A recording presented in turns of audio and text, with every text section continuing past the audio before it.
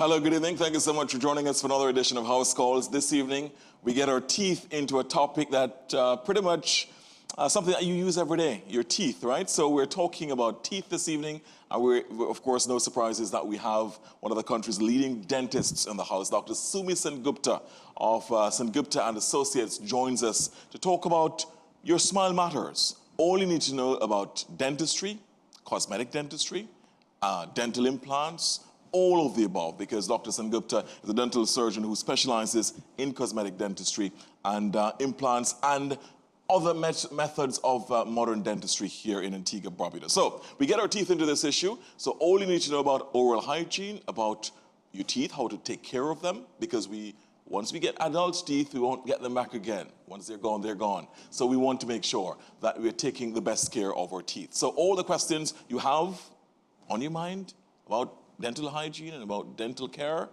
they'll be answered this evening, I promise you. And if we haven't answered the questions, you get a chance to ask them a bit later on in the show, 4622996, as well as on our Facebook platform as well. So Dr. Sengupta, thank you so much for being here again. We welcome you back. You haven't been here for a little while. Yeah, yes, thank you for inviting me again. It's been some time. I've always enjoyed these shows with you. It is fantastic, and you're one of our favorite guests on this show. Let's talk about a little bit about yourself. Why dentistry? Because you could have, I suppose, chosen so many other fields in medicine. Well, it's true. I think when I was fairly young, it was that sort of Asian father thing. Son, you're going to do one of the following. I wasn't, and I was just given choices, and you're going to do this profession or that profession or that profession. And it was too much of a choice for me, and I always liked breaking things and fixing things. And so I guess I ended up in dentistry a long time ago. But breaking teeth and fixing it might not be the best way about it. But anyway, well, I suppose that takes care of itself. But dentistry, in terms of, have you enjoyed it over the years? Because you practice not only here, but in other countries as well. Yes, I graduated in the UK in 1992 from Dundee University. So that's a long time ago. And I started pretty young. I was a dentist when I was 22.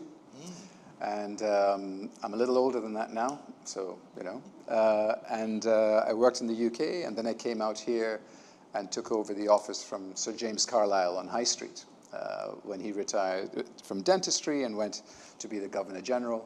And so,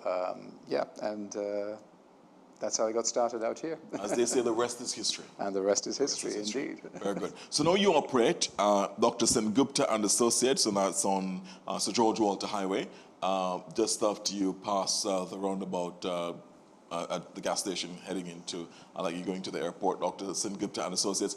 How's it been for you? It's great. We're actually right at the beginning of the runway. So we see all the planes landing. It's great. It's a great location, lots of parking. We were at the Woods Mall for some time, but we've moved out there. And we moved out there just about round about COVID time, so about 4 or 5 years ago. And it was, it's a huge facility, and we've really gone all out. We've made some huge investments in technology, and it really has become a state-of-the-art, ultra-modern facility now. We're going to be talking about some of the facilities that you've put in place, and talking about modern dentistry here in Antigua Barbuda, the facilities, the services that are available, for example, teeth whitening and implants and cosmetic dentistry. We'll talk about all of those as well. That's, for example, what some of the Hollywood stars do. Some of those are available here as well in this country, here in Antigua Barbuda. So your smile matters, modern dentistry in Antigua Barbuda. That's the focus this evening of our discussion. Let's talk a little bit about your staff first, because we'll have a picture of your team. Yeah, talk about it. That's our the doctors there, and my wife and business partner to the right as I look at the picture, and my 3 young associates that have joined us. So we're a four dentist team, so we'd call ourselves a group practice, which has a lot of benefits. It's got a lot of advantages. I mean, it means that we're very available for appointments. We can handle a lot of stuff. We have a 7 surgery facility. 7 operatories, yep. Wow. And so we managed to take care of an awful lot of people, and we can also deliver fairly quickly. For many years, I was basically working on my own, and perhaps with one other dentist. There's a very big difference when there's 4 of us and a hygienist providing services. So at any given moment, up to as many as 5 patients can be handled at any time, which also broadens the scope of expertise, because we can't all be good at everything. And so we have a tendency to get specialized, and we know who to refer our patients to have different needs taken care of. Some of us are better with kids, some of us are better with oral surgery, some of us are better with cosmetics.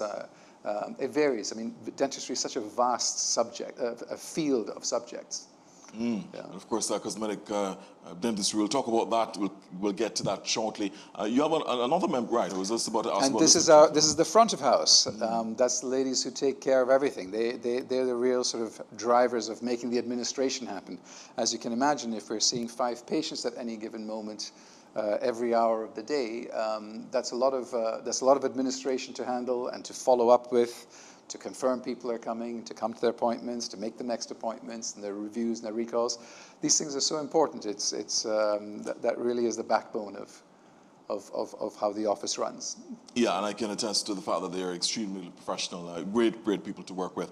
Let's talk about the technology that you've actually put in place at the facility. You said it's now an ultra-modern facility, and by talking about that, we'll talk about the services available for Antiguans and Barbadians. Yeah. So let's get to this picture first. So there's 2 aspects to what I'm doing now. Is that not only are we delivering dentistry through the office, I also have created a teaching facility.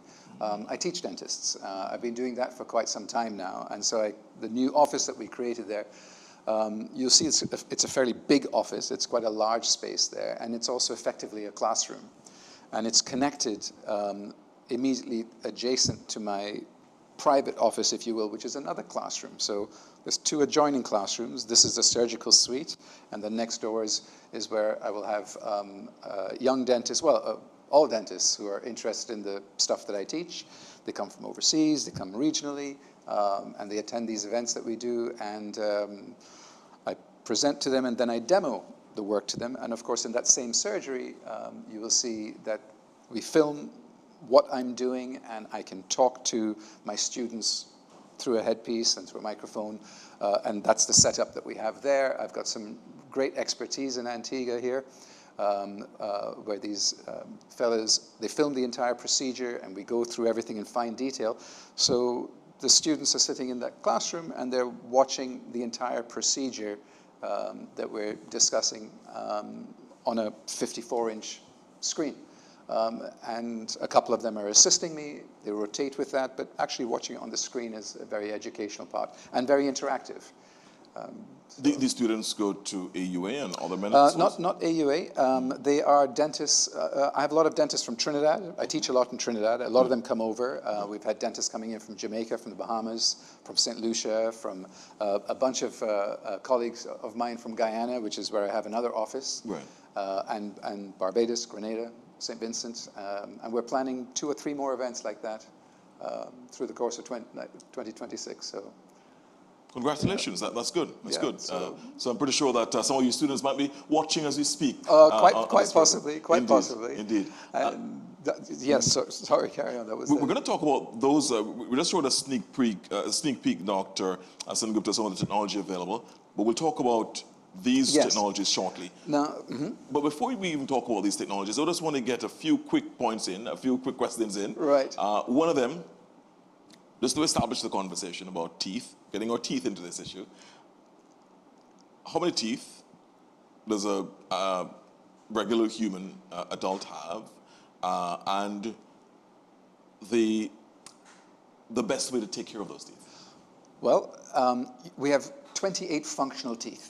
So you've got 4 quarters, top left, top right, bottom left, bottom right, and each quarter you want 7 functional teeth. We have The eighth ones are the wisdom teeth, and they sometimes come in late. They often get stuck. We don't need them. There's a big story as to why they don't always come in on time. But yes, 28 is ideal, but we can function perfectly well also with 24. How to take care of them is to brush and clean your teeth every day. Avoid sugar, and that's pretty much almost it. And of course, at least have them checked and x-rayed at least once a year, ideally twice a year. And so from that point of view, with it being so easy, it's almost fair to say that when you have dental problems, it's rather self-inflicted. That's true. Because it's so avoidable with what we know today. But unfortunately, there's an awful lot of dentistry that needs to be done around. Yes. I suppose it's a catch-22, you see, because if everybody was doing what they were supposed to do, dentists, you would not get as many people coming towards you anyway, except for preventative treatment. Right. Let's look at the evolution of dentistry. Of course, let's say, for example, from ancient times, people didn't have all these tools and the machines that you have available now and so on. So how did we manage over time as a human family to deal with our teeth? That's a great question, actually, and it's something that historians get very carried away with. One of the most common things that we would die of in hunter-gatherer times, this is pre-civilization. So if we accept that civilization is going to be approximately, this early civilization is about 9,000 years old. For the earliest, most basic civilizations. Round about that time and just before, the most common thing you died of would be a dental infection. Of course, your age limit you wouldn't really make it past 30. And the most common thing that you would die of would be a dental infection, because there's really nothing that you could do with that. Of course, an injury with infections as such could also happen.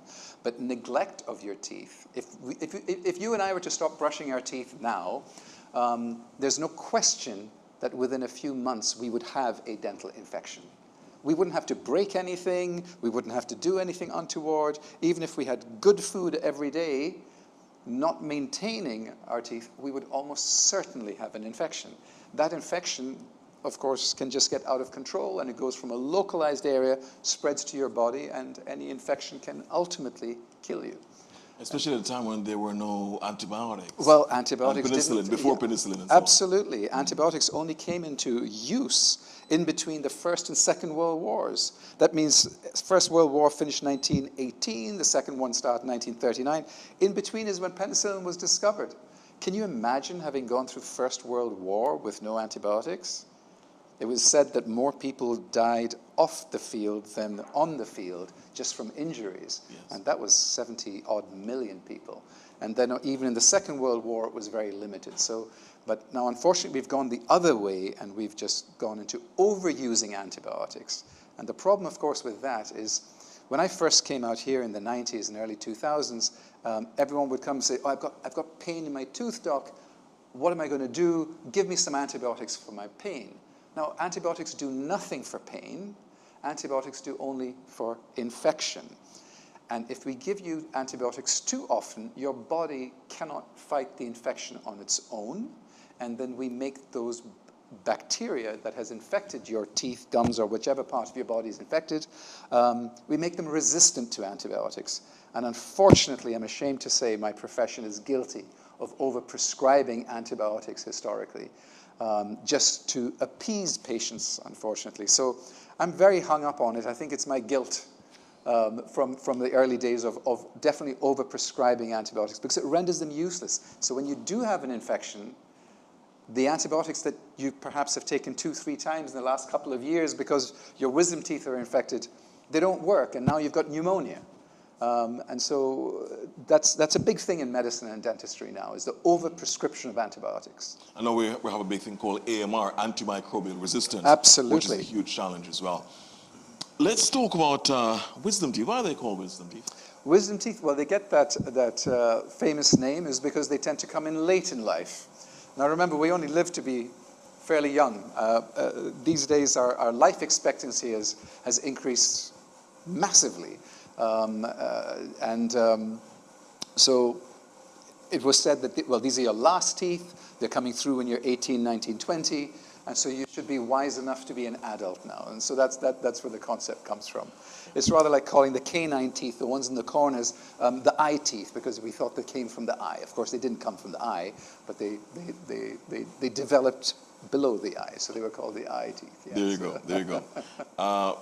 If I remember correctly from very early days, canines and molars and premolars and incisors. Yeah. Yes. Very not good. bad at all. Not Very bad at all. good. Not You bad at passed all. biology all Not over bad at all. again. Not bad at all. I did a little bit of just a little basic. So sugar, and that's a challenge because, I mean, in our diets, there's always sugar. So you're saying avoid sugar. In other words, are you saying that if we avoided sugar, completely in our diets, we wouldn't have tooth decay? Well, we would not have dental decay. Now, there's two aspects to dental disease. Dentists exist for two basic reasons, to combat two basic diseases, and both of them are effectively infections. One is an infection of the tooth, which causes dental decay. The second is an infection of the gums, which causes gum disease, or which is often known around here as pyorrhea, yeah, or periodontal disease. Now, how do the bacteria get to the teeth? Now, if you have refined sugar, and that literally means the likes of sodas or white sugar, and sweets. Those sweets are full of sucrose, and that sucrose is food for the bacteria that live in your mouth. And a specific type of bacteria that reside on your teeth specifically, they love to eat that sugar. And when they eat that sugar, they then excrete acid. And the acid causes the dental decay. Now, you have a different type of bacteria that reside next to the gum around the tooth. A different type. We have 300 or 400 different types of bacteria, species of bacteria in the mouth. And the ones that reside by the gums, when they accumulate excessively, then they will actually infect the gums within and around the teeth, and will then cause this inflammation, which will cause the gums to fall away from the teeth, and that would be periodontal disease. So it's an infection that causes dental decay, but it must have sugar. The infection that causes gum disease must have bacteria that isn't removed on a regular basis. If you remove that bacteria, very simply, by simply toothbrushing, you can literally not get a gum infection. And it's so easy. Now, of course, it took a long time for us to figure that out. I mean, right. I'm talking in terms of civilization span. Yes. But the sugar thing, it was originally caused, it's a tooth worm that you have that lives inside your tooth and it makes your teeth rotten. No, it's only since the agricultural revolution, since we managed to have, when we managed to have sugar, and have honey and have access to sweets and fruits, is when we began to get dental decay. But before, I would say perhaps, Industrial Revolution, agriculture, so before about 800-900 years ago, nobody got dental decay. There were no cavities. Tremendous amount of gum disease, and that's the infections that you would die of, yes, historically, pre-civilization. But there was no dental decay. So if we start digging up old skulls that are more than several hundred years old, there's no decay on them. There's no dental decay on old ancient skulls more than 500-600 years old, because there was no refined sugar.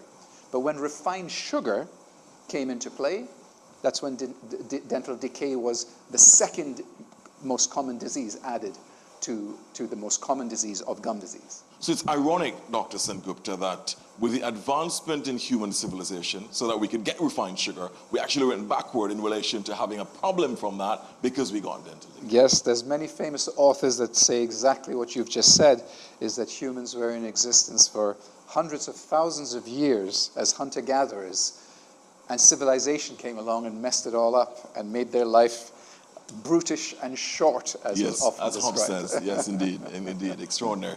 We, of course, can have a totally different discussion about that. There's a full show on that issue of the evolution of human civilization. It's extraordinary. It's extraordinary. But anthropological evolution. But anyway, back to just another quick basic question, but before we go into the technology now. So we're setting up for the audience an appreciation of the technology that we now have available and the resources and the facilities that we now have available to do modern dentistry. And that, of course, has not always been the case because dentistry has evolved over time. So we'll talk about some of the services that are available here in this country. But broadly, what are the biggest challenges that you're seeing in your practice and have been seeing in your practice over many years? Is it the infection, some gum disease? Is it tooth decay? Which has been the challenge that you've seen? So we will get damaged teeth from sugar. We will get damaged gums and therefore compromised teeth.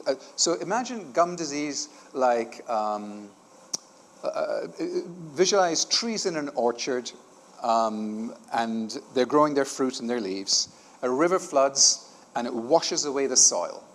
The soil erosion exposes the roots of the trees and the trees fall over.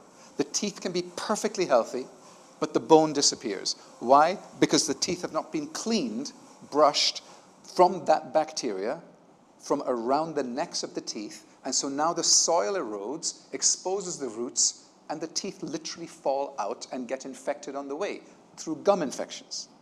So that's been happening for millennia, ever since the dawn of mankind. Now, much more recently, did sugar, refined sugar, come into our diet. Now, there's always been carbohydrates. That's always been part of mammals' food, whether it's grass or whether it's grains, whether it's vegetation. It's one of your basic food groups in terms of starch. And now these are also called sugars: glucose, sucrose, maltose, fructose. But it is specifically fructose and sucrose that causes this problem.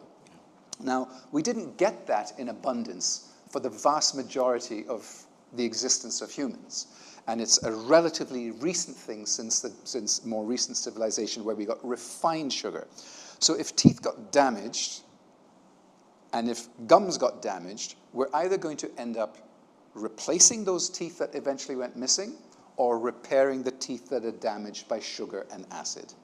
And the number of different varieties of treatments that we provide in order to take care of those two fundamental things is huge. And that literally defines dentistry. It sounds very simplistic in that regard, but there's an awful lot of different ways of doing things. And the interesting thing, of course, is that it's such a tiny part of your body, but it is so vital, because without your teeth, well, we couldn't survive. If you lost your teeth early, pre-civilization, well, you will certainly die because you can't ingest, you can't chew. We didn't have this ultra-processed food. We didn't have things in cans and such pasty, simplified food that really does. I mean, you don't need teeth to eat most of the food we have today. Right. It's all just available for us. Right. Refined and ultra-processed. Exactly. And remember, even before the discovery of fire, which is what cooked food and softened food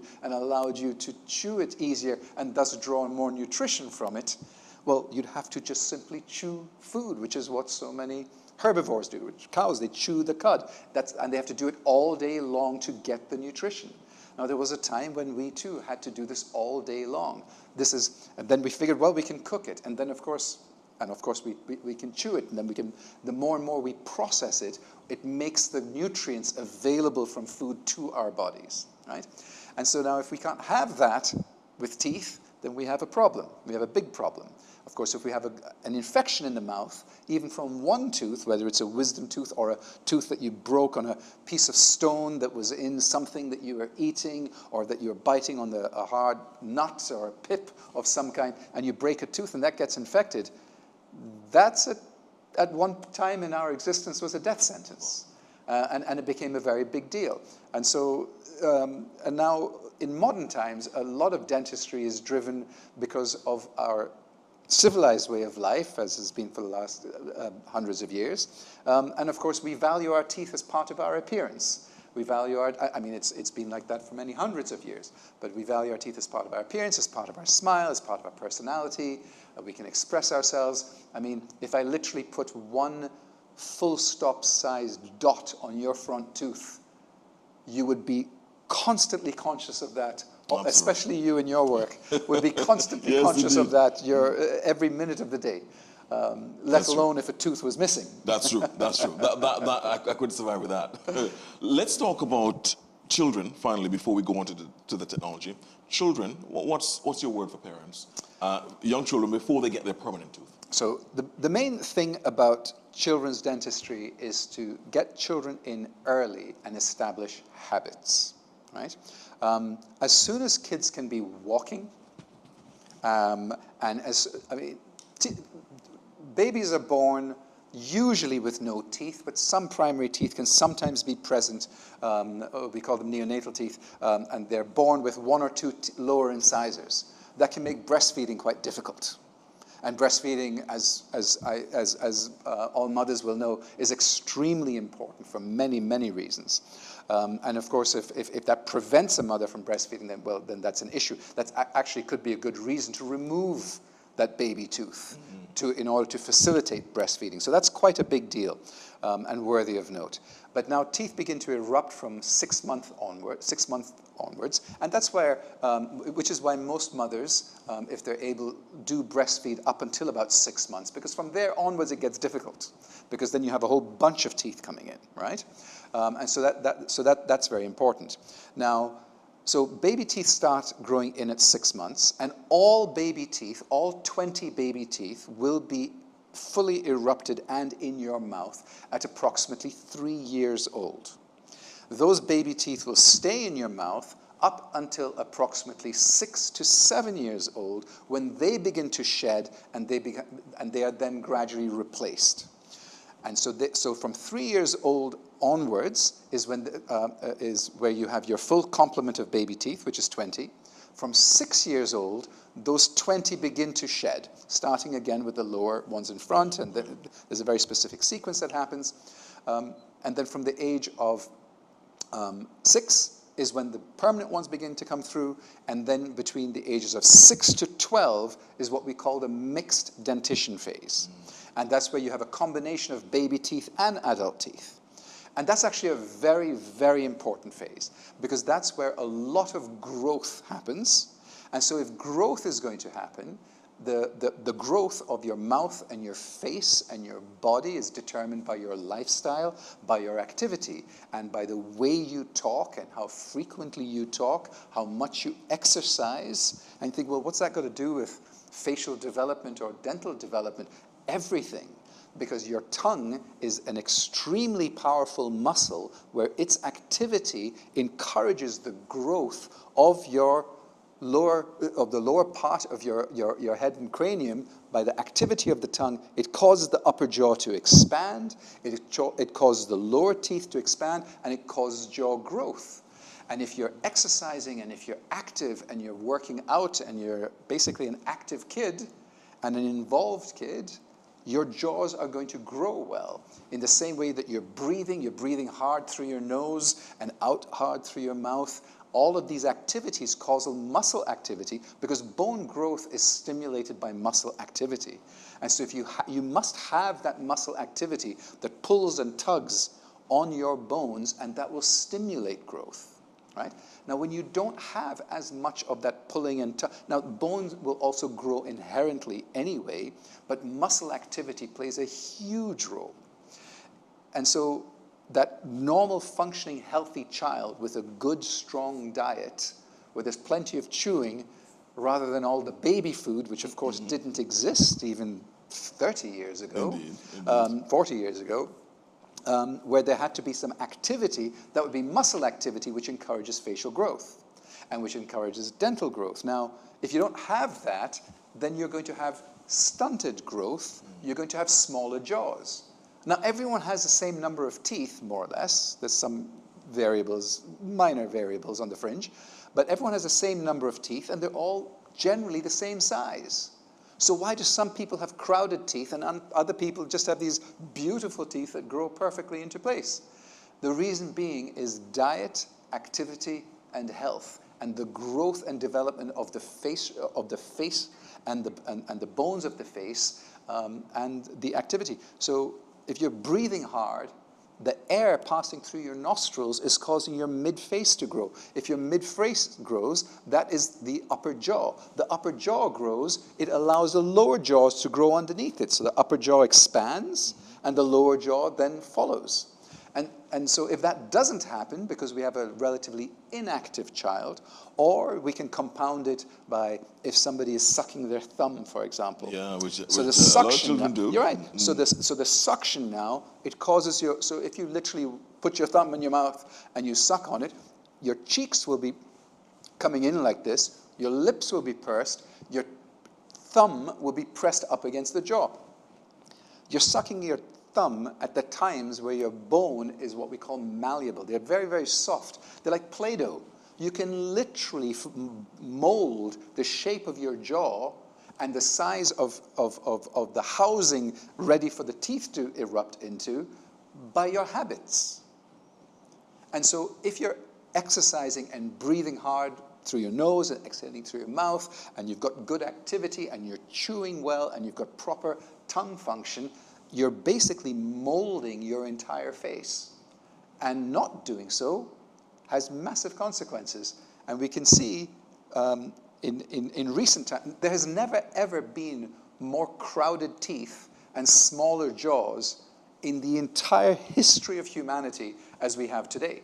Extraordinary. Because of our ultra-processed foods, and of course, because of, unfortunately, the declining activity of children and adults in our very, very cushy lives that we have today. If we look at populations that are well, actually less advanced, where the food is less processed, they have much better teeth than we do. We're having a discussion not only about dentistry, as you realize, but about anthropological evolution as well, the development of human civilization and how we've come on as a human family as well. Just a very quick thing in terms of the children, especially going through that period when there is this mix of the getting rid of the temporary teeth and getting 6 and 12, between 6 and 12, yeah. Perfect.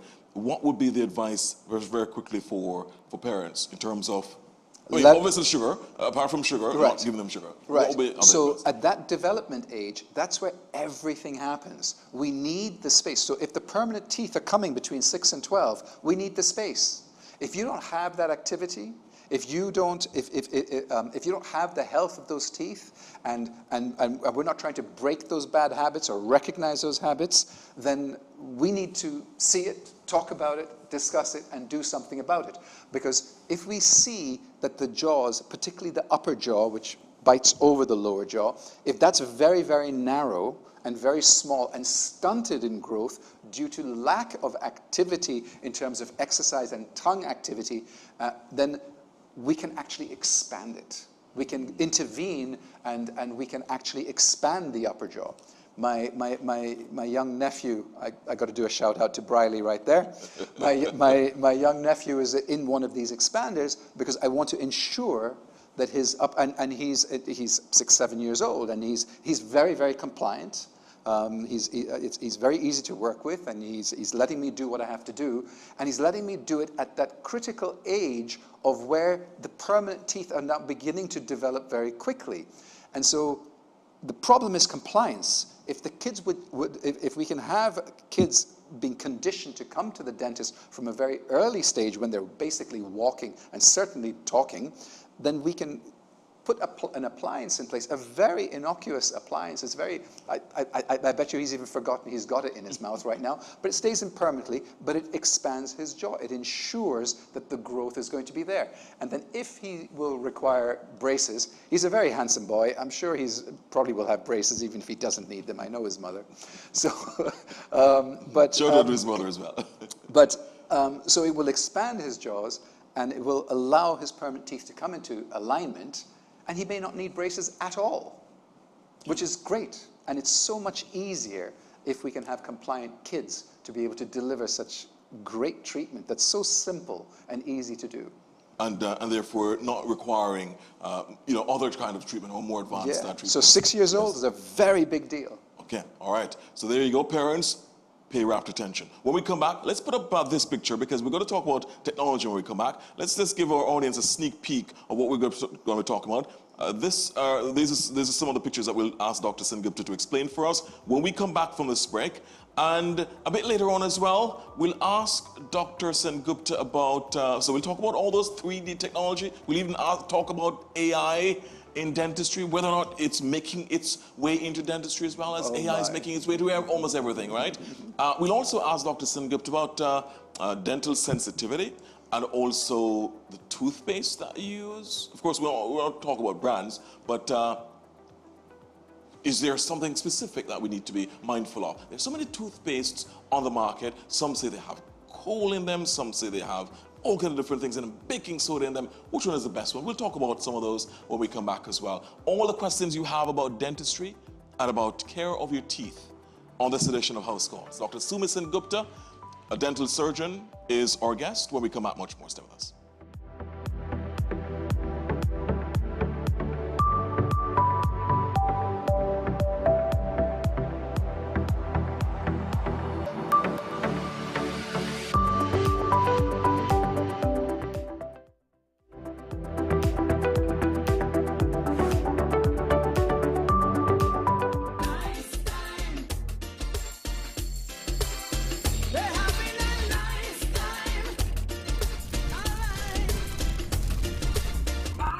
No one likes to bring an end to a good time, but when we litter our environment, we cut short some of the best experiences in life. Let's keep the good times coming. Protect our future. Don't litter.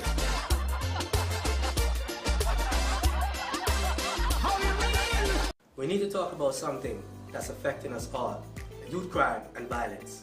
It is easy to feel helpless, like we can't change anything, but that's not true. We have the power to shape our communities and our future. It starts with us. We need to be the role models we wish we had. Education is key, not just in schools, but learning skills, finding mentors, And opportunities. We need to create and seek out positive alternative to crime. It's about choices. Every day, we can choose a different path. Supporting each other is crucial. We are stronger together. If you see a friend heading down the wrong path, speak up. It's not snitching, it's saving a life. Remember, our actions impact not just us, but our families, friends, and entire communities. We can break the cycle. It won't be easy, but it's worth it. Let's challenge the narrative. We're not just another statistic, we're change makers. Every small positive action counts. It all adds up. We are the present and the future. Let's make it a future we are proud of. Together, we can build safer and stronger communities. The change starts with us. Are you in?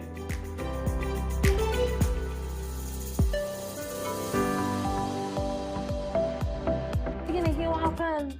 Here this year, big session. You what? So wait, you're hardened? Here this year. Yo, wait a second, go ahead. Here this year. Every Sunday, the news in dialect. Check out, man. This one is sweet, me.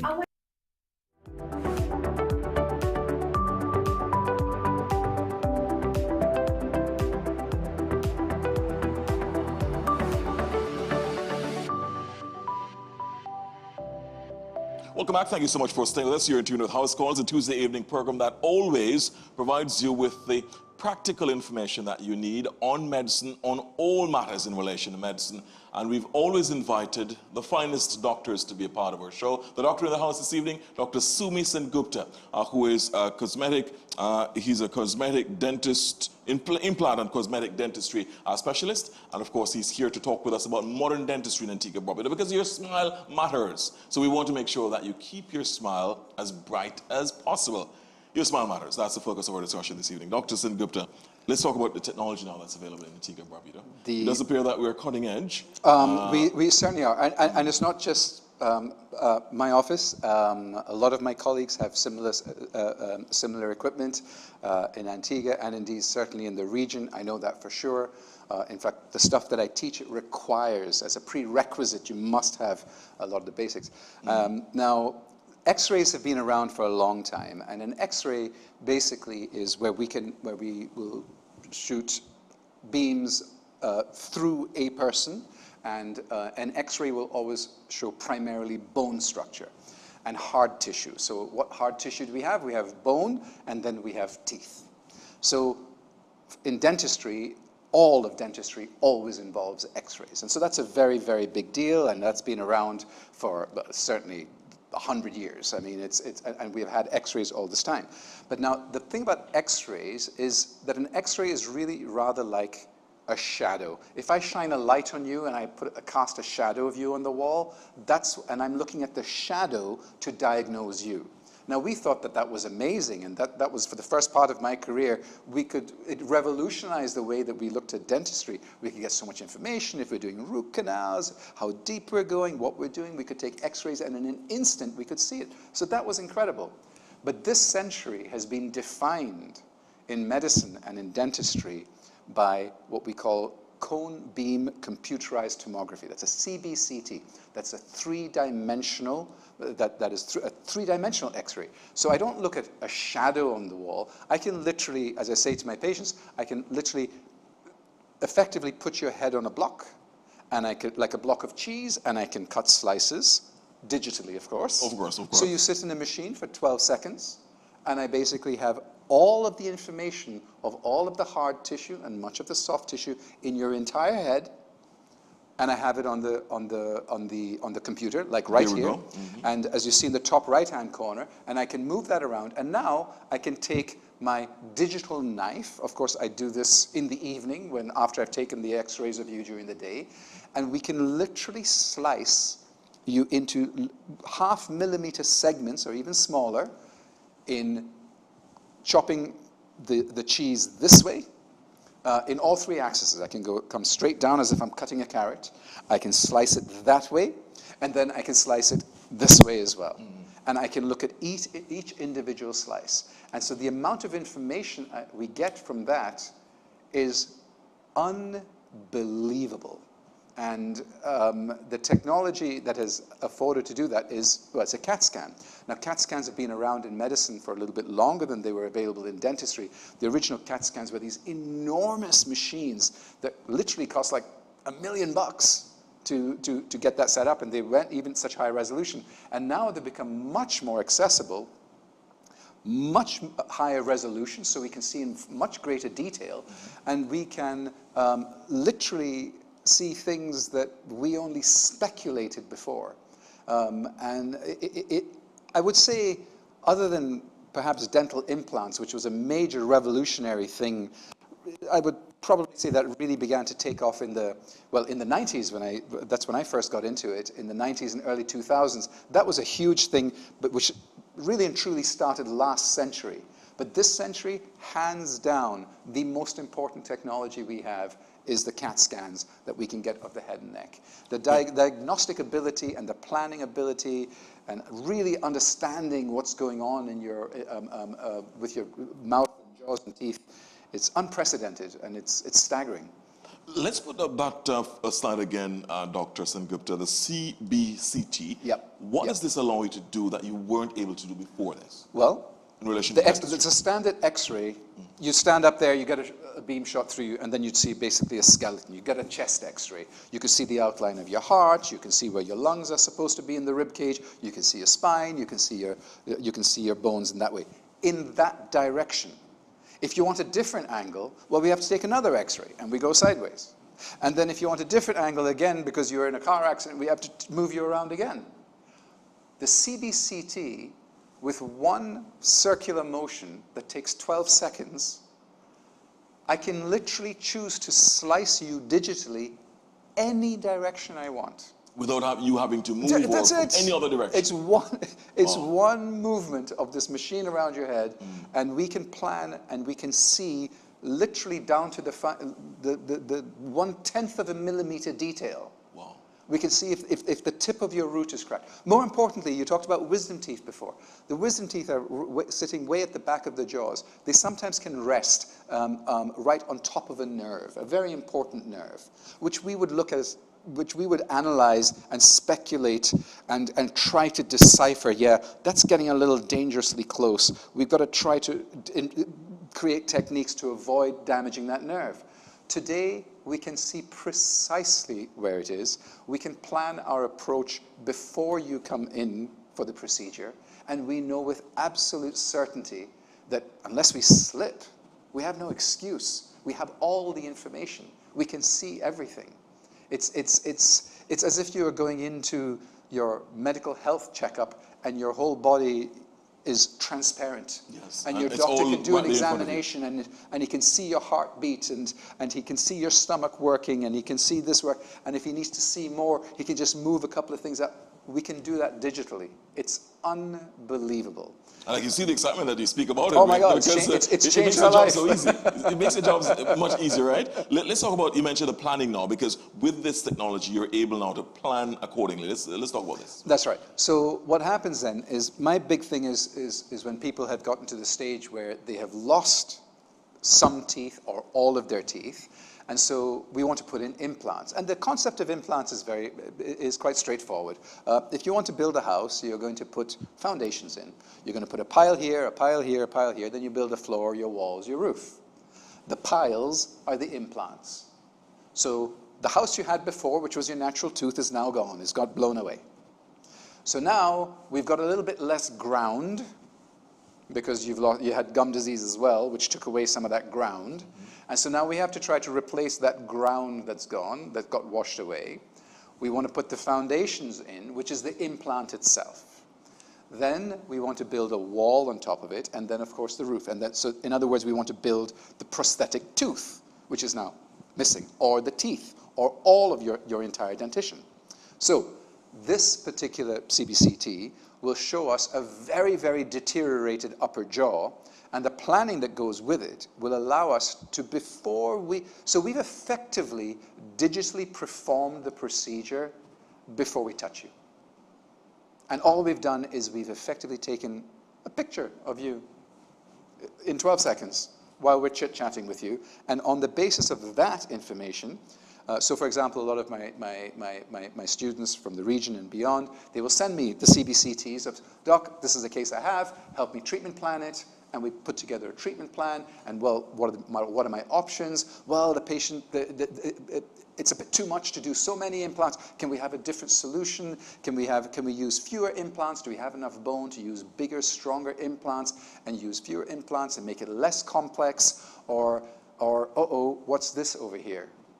There's an area I don't like the look of. I think before we do anything, we should perhaps biopsy that. We should check things out. Or here, there's an old root that's been stagnant, that's gotten infected. That's got to be removed, rather than discovering. The first part of my career, I mean, it was doing surgery, in particular in dentistry, doing surgery into bones. We were trained to handle complications which were an absolute certainty. It's going to happen. Yes. We don't know what the complications are, but we were just trained to handle complications. Today, I can look at a CBCT and I can treatment plan a case, and I can advise my colleagues that you're not going to have a complication. And not only that, it will allow us to build a jig. We want to put implants into a particular spot, into a particular place. We can build a frame. That frame goes into your mouth. We haven't even exposed anything. The frame goes into your mouth, and X marks the spot, put an implant here, here, here, and here, and we just go ahead and do that. It's gotten to that, it's almost robotic. Already having planned it digitally. 100% planned. Let me ask you, are more people in your practice here? Clean out the nerve, we can keep the root. And so we can keep the foundation, but the nerve is gone. So we'll clean out the infection. So that's called a root canal. And so that's much more accessible. That's a simpler thing to do. But if it goes beyond that, well, then we're going to have to remove the tooth. And then possibly. Now, if the tooth is removed, well, then the ideal replacement is, now, again, that's the way you can replace teeth, either with dentures, or with bridge work, or with implants. And implants is the ultimate way to replace it. So, for example, it's very saddening for us when we have fairly young patients, teenagers, 20s, 30s, they're coming in, Doc, I got to just take it out. It's like, you don't realize. they're hurting so much as well, get rid of it. Right, and even, especially in the Caribbean, it's not that impressive living to 85. You're 35. This tooth, when it's gone forever. It's gone forever. It takes 2 hands to clap. If you've lost 1 tooth, the opposing tooth can't bite. You've effectively lost 2. If you've lost 2 teeth, you've effectively lost 4. The function is completely compromised. So if you can't chew on one, you're 35, you're 36. You've got 2, 3, 4, 5 missing teeth. You're never... I mean, if I told you I only have to cut off your little finger, and then maybe a little piece of that one, it becomes absurd. Exactly, Well, what about your toes? You don't need all of them. I can take off 2. There you go. But when it comes to teeth, we're conditioned to this. I mean, it's a great service historically to remove an infected tooth. We opened tonight by saying, well, this is what killed people. This was the #1 cause of death in prehistoric mankind, I mean, pre-civilization. This is what killed people, was dental infections. And sure, absolutely, do anything to remove a tooth in those times. But today it's not necessary. And so we really want to try to preserve them. And so we would go through many steps and stages. And of course, we're living longer now. And as I say, now, obviously with many notable and often sad exceptions, people live so much longer. My mother always brags to me and says, look, I'm 85 years old. And it's like, Mom, that's not even impressive. I mean, everyone's 85 years old and they're doing just fine. And she's like, oh, well, you're hard to please. And so... she wanted a badge of honor to say, yeah, right. but she is in good shape, I must say. But you were being tough. You were being tough. I hope your mother is watching, and let me shout out to your mother. You were being tough to her, yes. But so, therefore, you see why if you get all your permanent teeth that you're going to have when you are very likely going to be 85. Those teeth are already present at 12 years old. So if we don't prevent, if we don't do everything we can to protect and prevent disease on those teeth, your life is literally compromised. I mean, literally compromised. And yes, indeed, I mean, this stuff is expensive too. So, but prevention is very, very cheap. In fact, if we just listen to the first 10-minute segment of this conversation we've had, that's the cheapest dentistry you could ever do. And that is, remind us again, especially for those who are just joining us, who missed the first 10 minutes. Brush your teeth, avoid sugar, and visit your dentist ideally twice a year or at least once a year, even if it doesn't hurt. Unfortunately, in dentistry and medicine, the things that damage us the most, we can never feel. Whether it is high blood pressure, whether it is high sugar, whether it is high triglycerides, whether it is a cardiac arrhythmia. These things don't hurt. We just get an occasional flutter, or we get a bit of a headache, or we're a bit breathless, or our vision's going a bit blurry, and our fingers are getting a little tingly. That's a really, really big deal. And not fixing those things in dentistry, and of course medicine is what I was alluding to there, can cause the most vicious and most destructive diseases that we know. That causes premature death.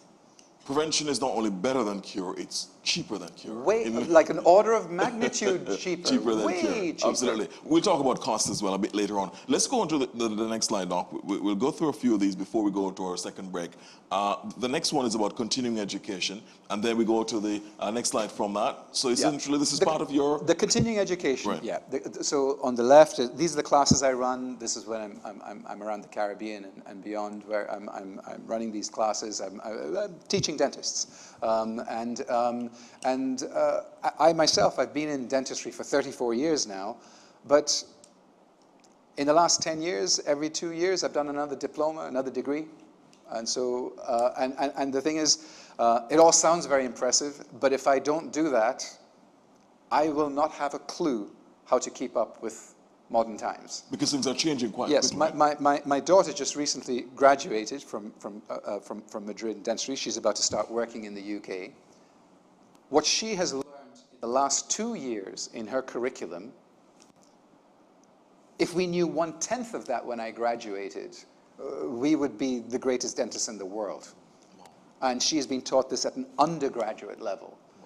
It's staggering. So for me to be so arrogant as to assume that because I have a degree from 1992, I'm the bee's knees. No, 1992, what we were taught then and what's available today with these, what the kids are coming out with now, they are miles ahead of us. Unless so you keep we have to. I mean, that applies to any vocation, any profession, whether it's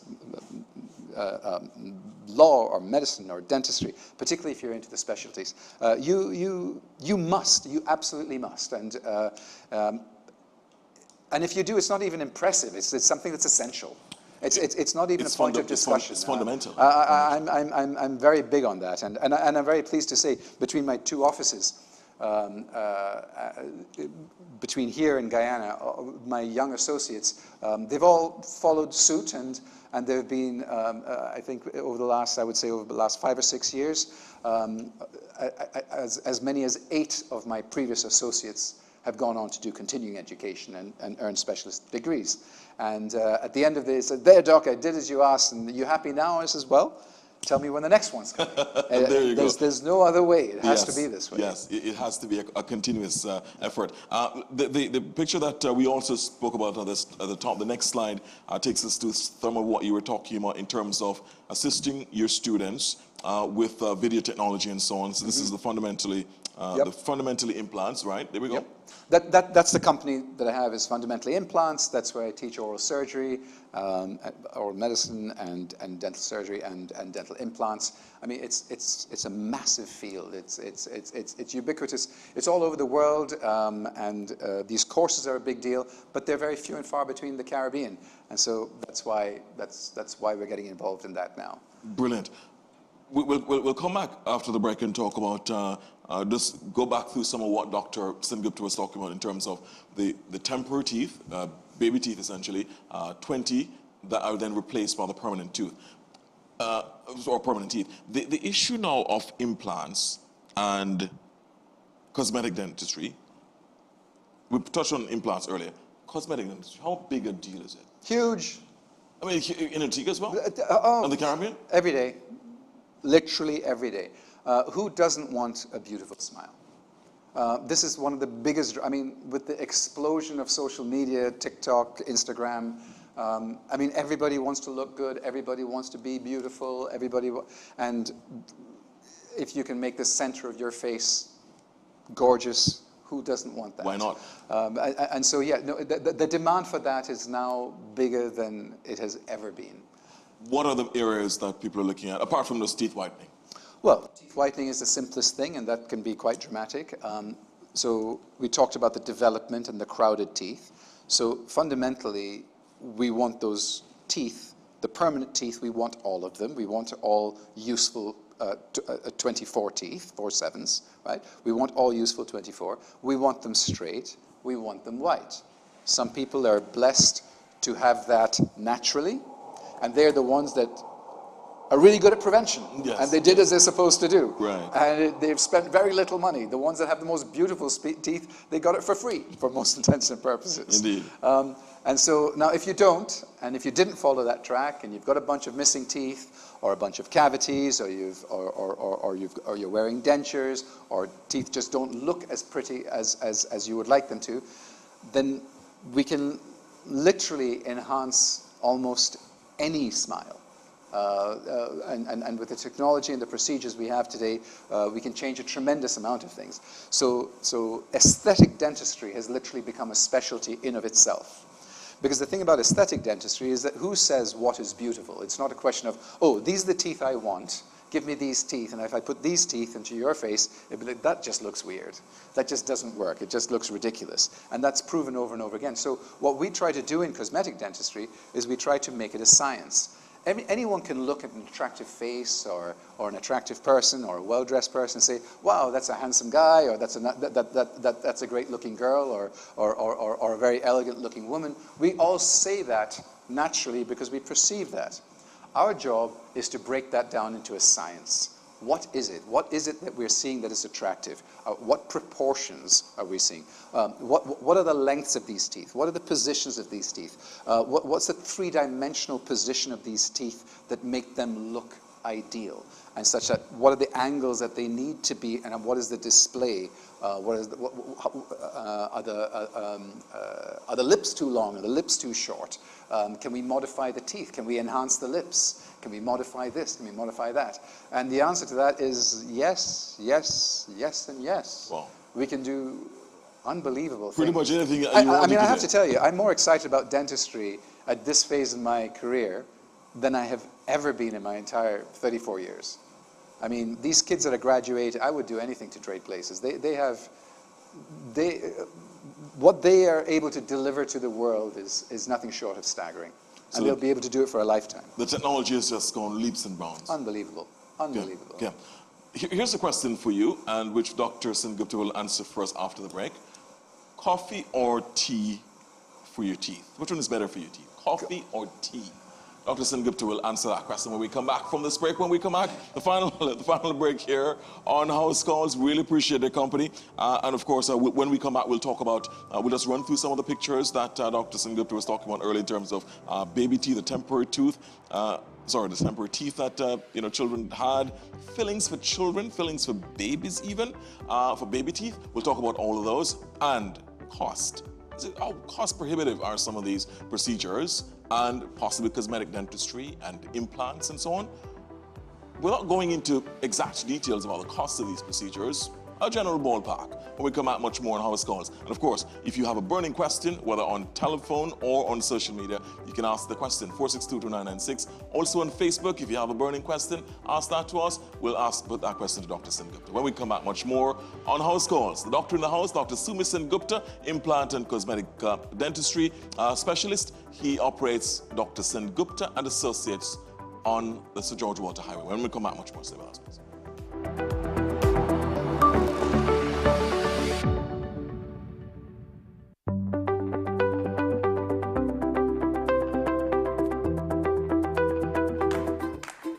It's not easy getting rid of these types of greases every day. It's hard work. But if you really think about it, it's not really us doing the cleaning.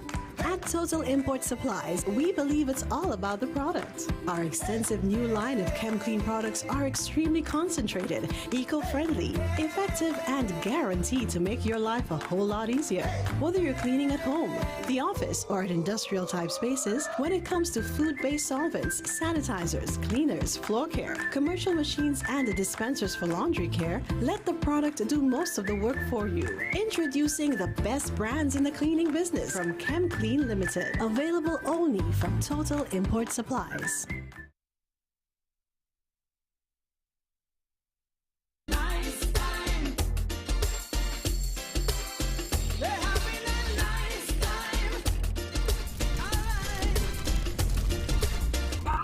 No one likes to bring an end to a good time, but when we litter our environment, we cut short some of the best experiences in life. Let's keep the good times coming. Protect our future. Don't litter.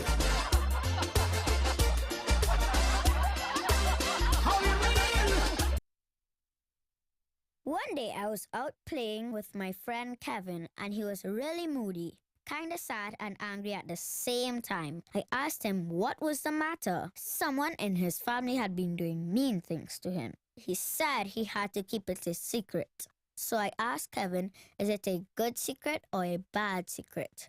He said he didn't know. I explained good secrets are cool things like a surprise party or a gift for a special occasion.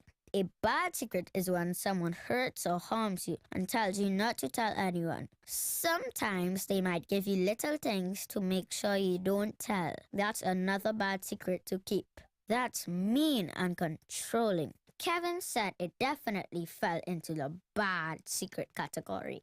I felt this was something an adult should help with. Because as a child, when someone hurts you, you can feel really alone and afraid. And the best people to help you are the ones you love and really, really trust. I asked him if there was any adult that he trusted. So we worked up a little plan for Kevin to talk to one of them. A while after that, I could see my friend was doing much better. Now we tell all our pals about good secrets and bad secrets so that we can all feel brave, safe, and strong. Break the silence. Child abuse is one secret you should never keep.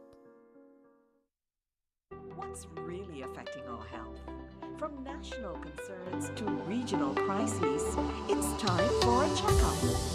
Tune in for House Calls, diagnosing the medical issues impacting our nation and the wider Caribbean. Get the facts. Join the conversation live every Tuesday at 8:30 p.m. starting February 10 right here on ABS TV and across all social platforms. House Calls, the health of our nation is on the line.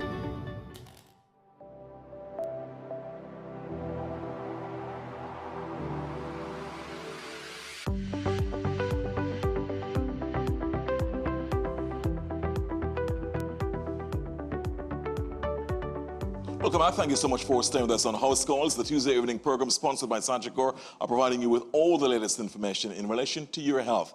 You really have no excuse to not to be focused on your health, because the doctors in the house, they provide you with information in relation to ensuring that you can have the preliminary information to ensure that you go to see them at their physical office. So this is the preamble, the preliminary part of ensuring that you're taking care of your health. You have the information, now you act on it by going to see your doctors. And of course, we cover a wide range of specialties on this program. This evening we're talking about dentistry, modern dentistry in Antigua, Barbuda. And joining us is Dr. Sumi Sengupta, who's been a doctor in the house. Just before we go back to Dr. Sengupta, let's go to the telephone lines. Good night, caller. Thank you so much for joining us.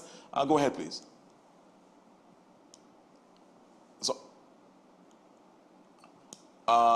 Okay, not quite ready to, okay, fine, that's fine. Let's go back to the slides. So you have baby teeth versus adult teeth. Let's look at that again, because you mentioned that there are 20 versus 28. Yeah, there's 20 baby teeth, and those are replaced by some 24 adult teeth.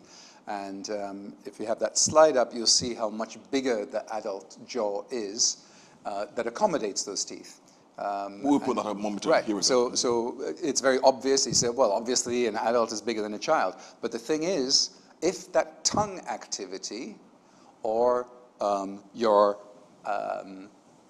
physical activity and your chewing activity is compromised in any way, in other words, if you're eating super soft foods, if you're eating ultra processed foods, and there's very little active movement required to masticate, to grind up this food, and therefore extract the nutrients from the food to feed your body, if that's so much less necessary than it used to be.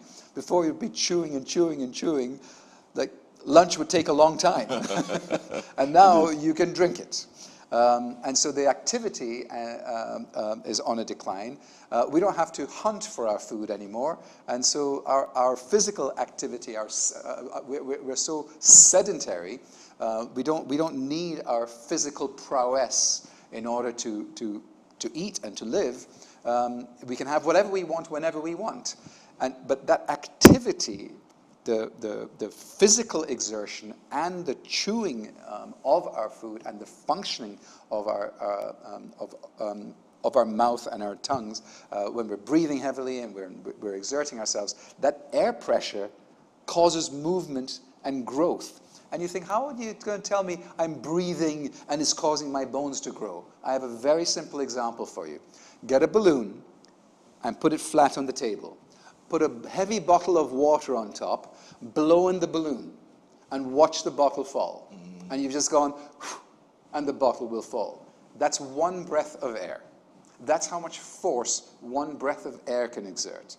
So if you're exerting yourself and breathing out, and you're moving your lungs and your bones, and this applies to your entire body, your whole system is moving. That muscles are being active. The muscles are pulling on these bones. Your head's moving, your neck's moving. You're gaining muscle and bone development by that physical exertion.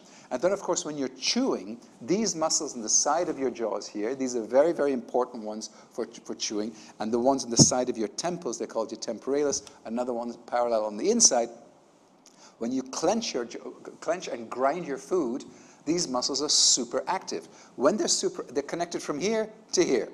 So when they're super active, then they're pulling on these jaws. So when they're pulling these jaws apart, they're pulling them into the shapes, also molded on the inside by the tongue, which is squeezing from the inside. The muscles are pulling on the outside, and the muscles are pushing on the inside.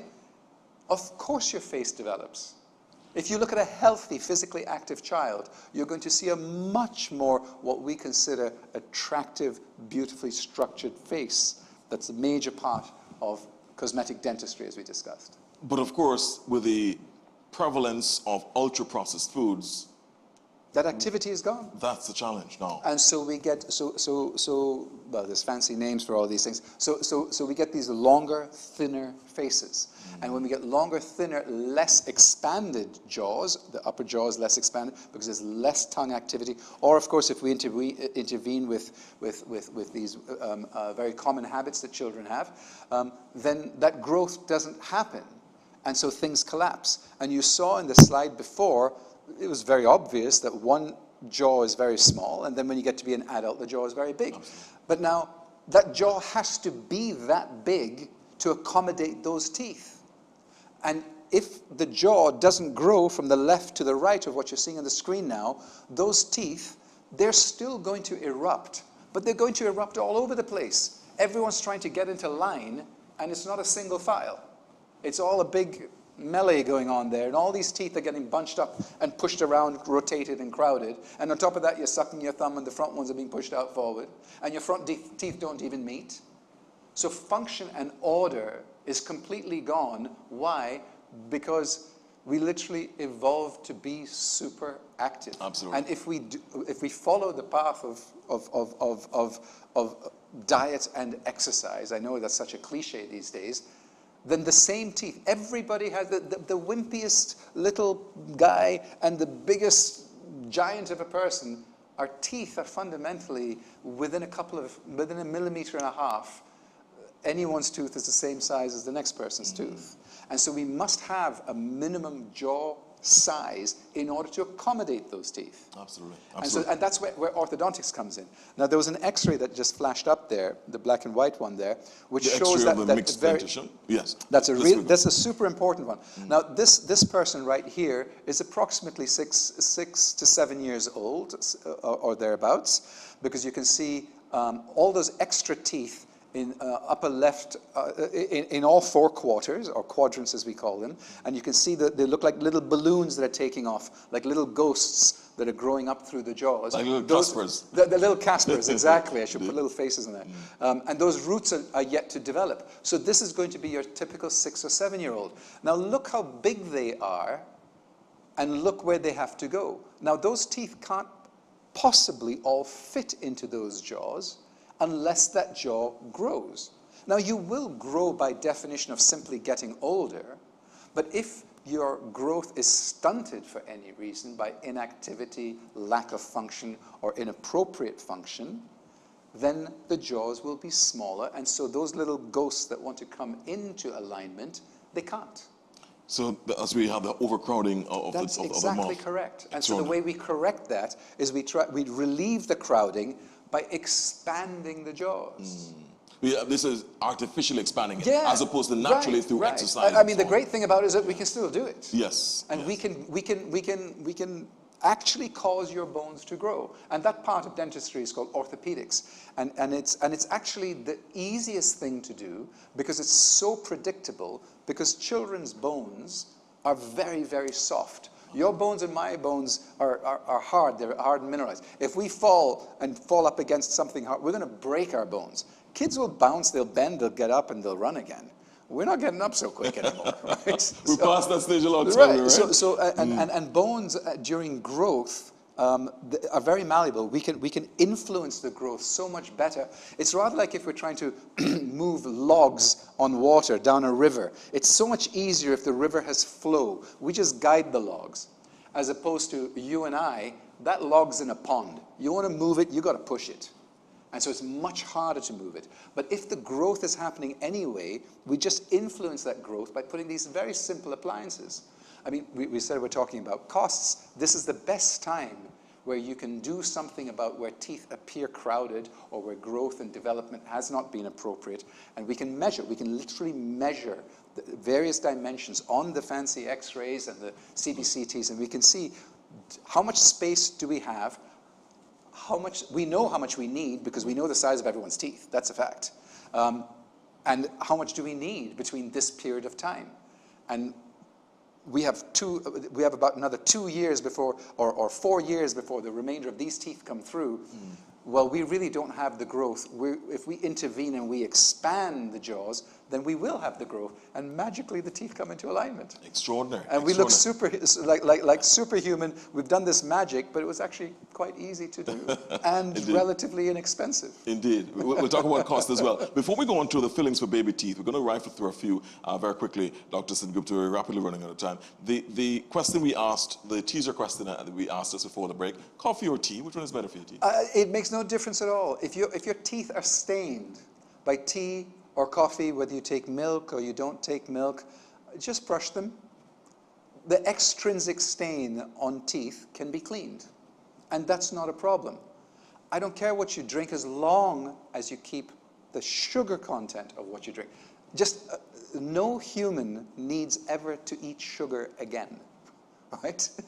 That's going to be a tough pill to swallow for some individuals. No child needs sodas. Yes. Nobody needs sodas. Nobody needs to put half a pound of sugar in fruit juice. We have the most beautiful fruit you can ever get here, and we put a kilo of sugar into every drink. This is the worst thing. And while we're on that point, the really important thing about sugar and so is, it is much more important that if you're going to have sugar or a dessert, have all of it now. Brush your teeth, rinse your mouth, brush your teeth, and don't have any more.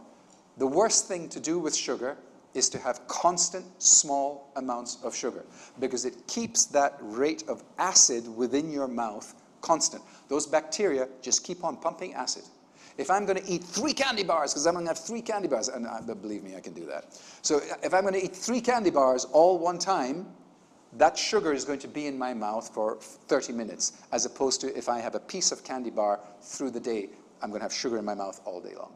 Extraordinary. So those individuals who like to munch on these little cookies right through the day and possibly night, be careful.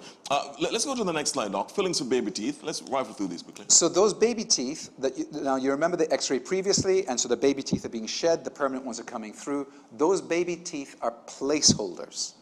And so if we lose those, so on the left of this image, we're looking at a very young child that's probably 3 years old, 4 years old, and those teeth are, you see up top how they are going brown and rotten, and if I took a little instrument, I could scrape that brown decay off. It will come off like hard cheese. The teeth is literally rotten through. It's important to fix that, because if we don't fix that, there's a tendency for all the teeth to collapse into the space. And so now it's collapsing into the space holder. It was holding the space for the permanent tooth that's coming right behind it, as you saw in the x-ray. And so if we don't repair those baby teeth, and we lose those baby teeth early, we lose space.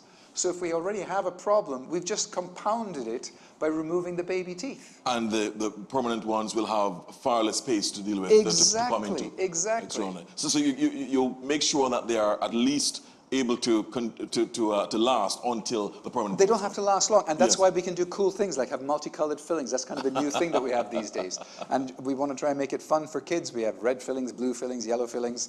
All the time. It's not, of course, what's going to happen? I'm going to have kids saying, "I want a blue filling." Yeah, but your teeth are good. Yeah, but I want to. It's amazing, right?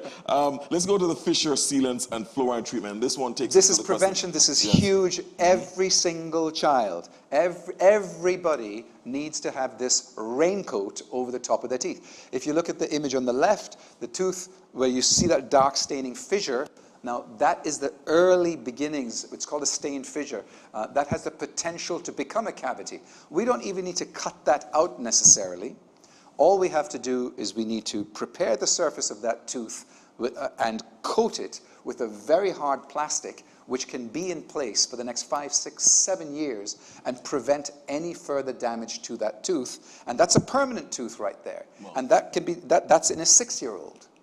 And that 6-year-old is going to have that permanent tooth potentially have a cavity. If you have a tooth that you're supposed to have until you're 85 years old, and you're 6, and you already have a cavity in it, that's a problem. That's not a good start. No. That's a problem. That's a big problem. So fissure sealant that's available here, and it's pretty. Every dentist, I guarantee you, all 30 dentists in this country can do fissure sealants for your kids. And popular.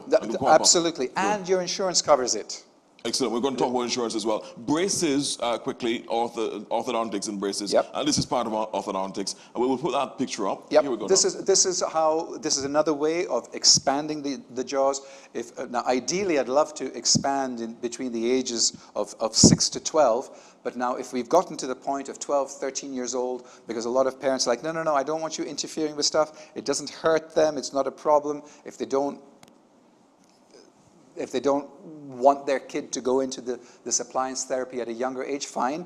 Then very often, when all the permanent teeth are in place, around about the age 12, 13, 14, that is the ideal time to have braces, as you see in that photograph, which is like the tracks that go across the teeth, because the roots need to be developed. We can't be moving teeth around if the roots are not fully developed. You saw the Casper ghosts. Yes. They don't have the root tip. They don't look like carrots yet. You can't be doing braces before those roots are fully developed. So no braces before the age of 12. None. Anybody doing that shouldn't be doing that. And I'm not saying that very happily, because I see that these things go on too early. It's not good. And then the question becomes, well, you're talking about expanding jaws. Yes, I'm expanding jaws. I'm not moving teeth. I'm causing the jaws, the bone to grow, not the teeth. And so I'm not going to damage the undeveloped teeth. I'm causing the jaw bone to grow to allow the teeth to have the space to move in. A very important difference. It's not the same as braces. Orthopedics versus orthodontics. Orthodontics are the braces, the tram tracks. Indeed. Clear aligners, those are pretty popular on cable. Let's put that up again. You say the clear aligners, this is more for adults. I don't like to do this for kids because the compliance issues. This is a fairly complex, well, it's not complex. It's quite easy to deliver. There's a lot of software behind it. This is where a lot of scanning comes in. We can put you into these invisible type of braces, but you have to be compliant. And if you are not compliant, you waste the entire treatment. And so we generally don't offer that to children. I'm yet to see a 12, 13-year-old that is compliant enough to wear those braces 22 hours out of 24. Where those aligners 22 out of 24 hours. Okay. So I tend to do that. That's people like you and me tend to end up doing those in clear aligners like that. Yes. Doc, let's go to about 3 more slides. This one I wanted to get to traditional metal amalgam fillings versus resin. This is a part of so this is just how fillings are done today. Now those amalgam fillings, they've been around for more than 100 years. They're metal fillings. Yes, they have mercury. No, it hasn't harmed you. No, it hasn't given you disease. No, it didn't cause your granddad's cancer. That's just nonsense. That is absolutely not true. We get very hung up about... Do we still use those, the top ones? They are still in use. They tend not to be. In Europe, I think, has largely banned them. I think certain states in America still allow them. But it's not because I don't not do them because they're toxic. I will be perfectly happy to have somebody coming in for a checkup and they will have had fillings in place for the last 20, 30 years that are silver fillings, and if the fillings are good, I'm leaving it alone. I don't feel any need to be removing and replacing those. Now, of course, when they are removed and replaced, the white fillings, they look nicer. Who doesn't want nicer teeth? Let's face it, we're all human. And who doesn't want something that actually bonds to the teeth? The white fillings now are definitely better than the silver fillings. But I'm not going to knock the silver fillings. And I'm certainly going to tell you they are not causing diseases. That is nonsense rubbish that you see on Facebook and Instagram, etc. As there is so much other content. Along with this root canal business, this is always causing breast cancer. That's nonsense. In fact, we're going to talk about root canals shortly, Doc. The penultimate one I want to look at, dental crowns. How popular are these? We'll put that slide as well. Dental crowns are, I've likened it to this chap putting on a helmet on his head. If a filling gets so large, like you saw with several of those amalgam fillings in the previous slide, the big silver fillings, if they get so big there's very little tooth structure left, you can do a beautiful filling that's been done really well, but enough force, it will shatter because there's too much stuff attached. There's not enough tooth structure to hold it. So if we put a helmet over the entire tooth, that means the same reason this fellow is wearing a helmet, if he takes a blow to the head, that force is dissipated around the whole head, and he himself, his brain, his head, doesn't get damaged. In the same way, that is, we can actually manufacture a very, very strong hat. They're called caps, they're called crowns, and it fits over the top of the tooth. You can bite bones on that, even if the tooth previously had a big filling. And very often, people end up in the chair because they've been biting bones and nuts on teeth which have got these big fillings, which is finally broken. It gives after a few years, you know. So these crowns last for the lifetime? I have crowns in my mouth I've had for 26 years, and they're not going anyplace. They're absolutely fine. It's arguably one of the most definitive treatments you can do to restore the longevity of a tooth. It's a very, very effective treatment. The final one we want to look at, root canals, in the next minute or so that we have in the program. So root canal is so if you get a cavity in a tooth, we want to fix it we want to prevent it in the first place. And we've discussed that. Now, if you get the cavity, you get a little bit of rot that goes into the tooth. So we clean that soft, that's supposed to be hard tooth, we clean out the soft, cheesy, hard, cheesy stuff. We clean that out, we put a seal into it, and we put a nice filling over the top of it. But if that filling has gone too far, and it goes into the center of the tooth, like if it goes through the bone into the marrow of the bone, if you will, right, as an analogy. If it goes to the soft center of the tooth, that's where you get toothache. That's where it can be painful. Or if you had an accident, you broke your tooth and you exposed the nerve, that can be very painful. And that's like nerve tissue that's widely exposed, and anything hot, cold, it can be extremely painful. And so we can save the tooth still, even if it's so like broken off at the neck, you can potentially save the tooth. And so we clean out the nerve and we do a root canal. And root canals have been done again for about 100 years. Again, there's a lot of nonsense online about that being unsafe. I'm the warrior online when I have these so-called holistic dentists that go on about how this is so unsafe. You take on people online I take them on because it's such a disservice, because people think, oh, it's because you want to do root canals. Well, I can do the implant for you if you want. Yes. But that's 10 times more expensive. Okay, there we go. Let's look at the last one. We did say last one. Dental implant replacing a single tooth or all teeth. You can actually replace all teeth with implants. Let's go on to that slide finally. Here we go. Right. So this is where a tooth is missing. On the left, it's a single tooth. On the right, this gentleman has got severe gum disease, rotten teeth, broken teeth, missing teeth. And now all of his teeth, all of the and there's only maybe 10 teeth left. They can all be removed. Remember, there's supposed to be 28. He's probably got 10 left. Not much function. You can remove them. I mean, you could put dentures in, but the ultimate is to put the implants in. But now, bear in mind, this is the ultimate treatment that can be provided in dentistry, is to replace all of your teeth with a full set. I mean, this is like replacing body parts. This is like, oh, I lost my hand in an accident. I need a new hand. This ain't cheap. Of course it's expensive. Is this the most expensive? This is the most expensive thing that you can do, is to replace all of your teeth. If you need a single implant because of a missing tooth, because I know I was a kid, or there was a time I really couldn't afford it, I just wanted this taken out, I regret taking this tooth, fine, put an implant in. It's doable, it's manageable. I mean, you can replace teeth, ideally with an implant. I want you to do replacing one tooth. An implant can cost $8,000, $9,000, $10,000. Wow. Yes. Oh. But now look at it this way. This phone's costing, what, $2,000, $2,500 EC? We can get that here. And how long are you going to have it? Probably 2 years. You probably change yours every 6 months. And you probably have 3 of them, right? And so we want a body part to be replaced. And we don't have an expectation that if I spend so much money on replacing a tooth that, well, I'm going to get a good 5 years out of it. No. The implants that I've been placing in the mid-90s, late 90s, I'm still maintaining today. Exactly. Of course I have some problems. Of course there have been some issues. There's so many factors that are involved in that. And the details of, you know, what's good for them and what's not good for them and the complications stuff, that really is a whole evening of conversation that will be a good one. We will talk about that another time, Doc. There are 30 dentists in Antigua Barbuda. 30, yes. 30, yes. And Dr. Sumi Sen Gupta is one of them. In fact, one of the leading ones in this country. As ever, we thank you so much, Dr. Sumi Sen Gupta. As ever, we run out of time because there's so much to talk about. But we had a discussion not only about dentistry, but about anthropological evolution as well. How dentistry evolved with human civilization. That's a fantastic discussion that perhaps Dr. Sen Gupta might be one of the few people who can actually have that discussion with us, certainly in relation to thousands of years, history of thousands of years. Dr. Sen Always a pleasure. Always a pleasure having you. Just tell us about the number if people want to contact you, your office. The office number 462-9312 or 9313. Okay, there we go. And his team there is ready to serve you.